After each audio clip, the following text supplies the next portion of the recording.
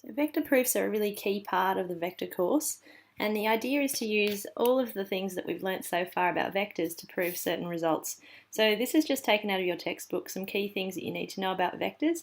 The first two are really about when you have scalar multiples of vectors, positive and negative. So a scalar multiple of a vector is in the same direction of A but with a different magnitude if it's a positive n, and if n is negative, it's a vector in the opposite direction of A and now with a different magnitude. The magnitude of A multiplied by your scalar. These ones here are about angles. So if two vectors A and B are parallel, B will be a scalar multiple of A, and conversely the other way. If you have this expression here or equation which holds true, then A and B are parallel. And also this key one here, which is the dot product. If A dot B is 0, then A is perpendicular to B, unless A or B is the 0 vector. Okay, so provided A and B are non-zero, this will hold for two perpendicular vectors. The last one, the dot product of a vector with itself, is the magnitude of that vector squared. So the first one of the proofs that we're going to try, just on the next page here, which is looking at the diagonals of a rhombus and showing that these are perpendicular.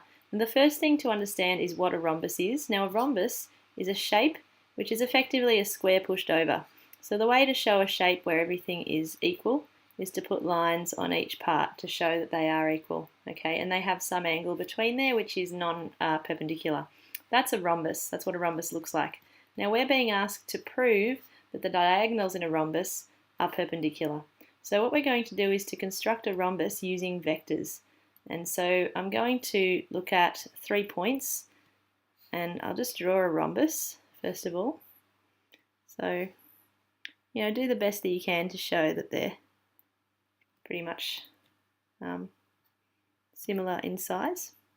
I'm going to have 3 points, the point A, the point B, the point C, and the point D. Okay, my 3 vectors here are AB, BC, CD, and DA. So I'm going to put those there as well. I'll just write that in red. So what I'm going to do now is just write down A to B. This is the vector going from A to B. This is the position vector going from B to C, from C to D, and also from D to A. And I'm also going to write down here that the shape A, B, C, D, that means the shape when you join up the points A, B, C, D, and then get back to A again, is a rhombus. So we know that. We're trying to show diagonals of a rhombus are perpendicular, so we have to define our rhombus first of all. I put the lines there to show that it's a rhombus.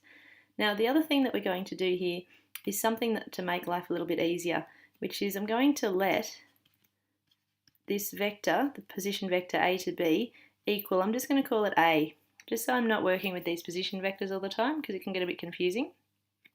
I'm also going to let the position vector B to C equal B. So I'm just going to call it A and B. So we think about this as the A and this is the B.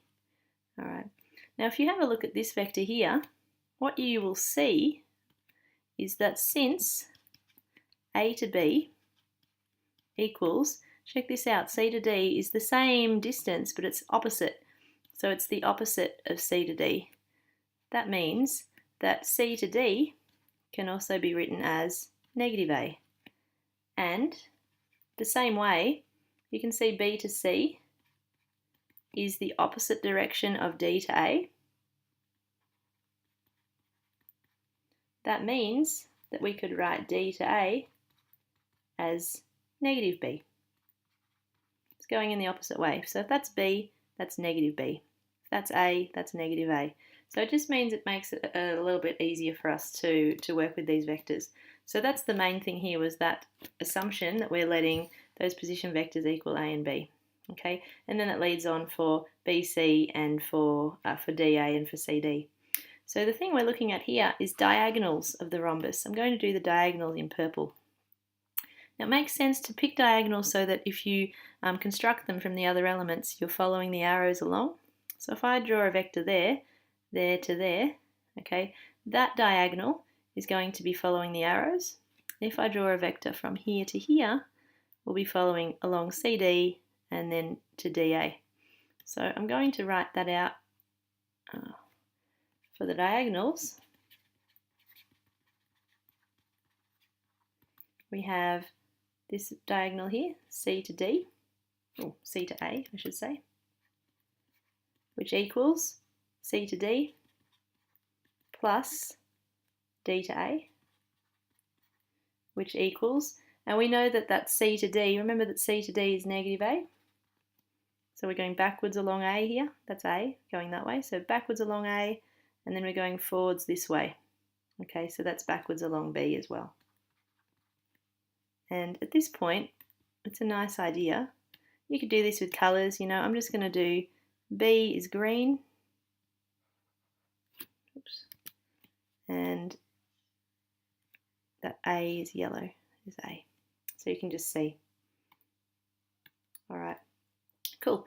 So for the other diagonal, and the diagonals are CA, and the other one here is D to B. For D to B, you can see you'd go along this direction here.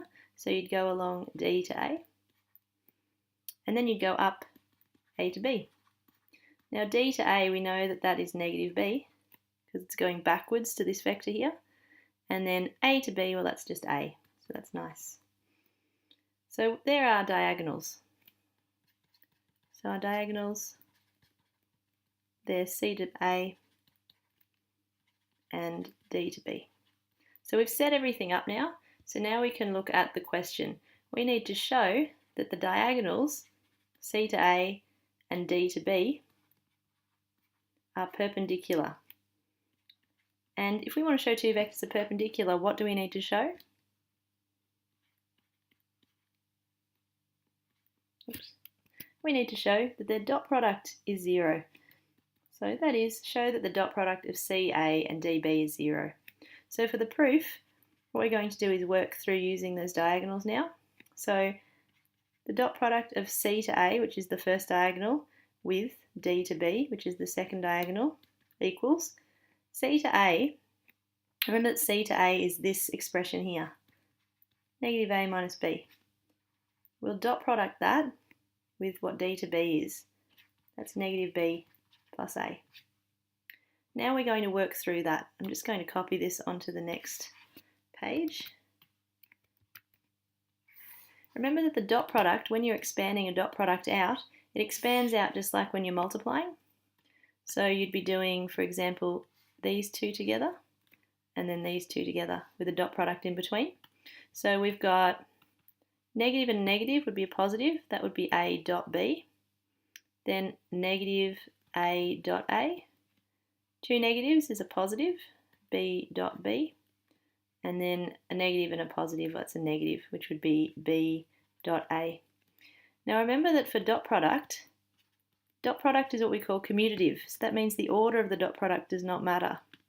So because of that, A dot B is the same as B dot A. So we now have A dot B and B dot A, they would cancel. So what you'd be left with here is the B dot B part, I'm just writing it first because it's positive, minus A dot A. Okay, now a key result that I showed you at the start of this video is here. The idea that A dot A equals the magnitude of A squared. So I'm going to use that as well. So since B dot B equals the magnitude of B squared, we also have that equal to the magnitude of B squared minus the magnitude of A squared. Okay, so far we've got to this point here. Now we're trying to show that the dot product is 0. Now we know that this shape here is a rhombus. So what information do we know from this shape? Well, we know that these sides are all equal. So since the shape ABCD is a rhombus, all sides, oops, that should be a since, just fix that up.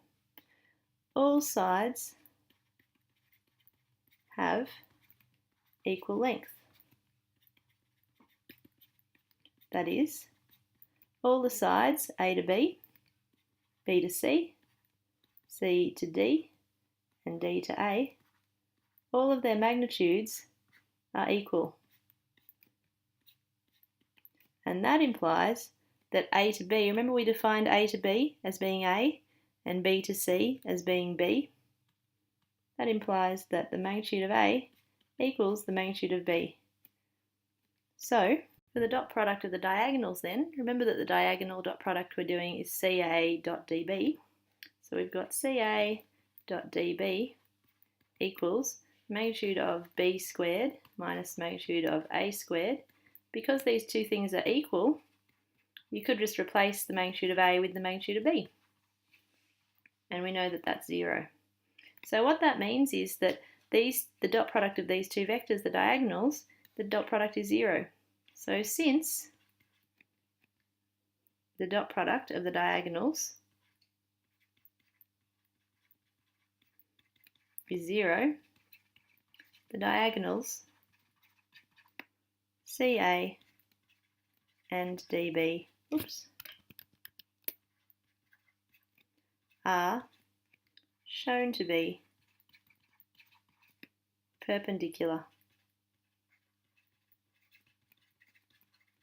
as required. So it's always a good idea with these proofs to restate the question. So the question was, prove the diagonals of a rhombus are perpendicular.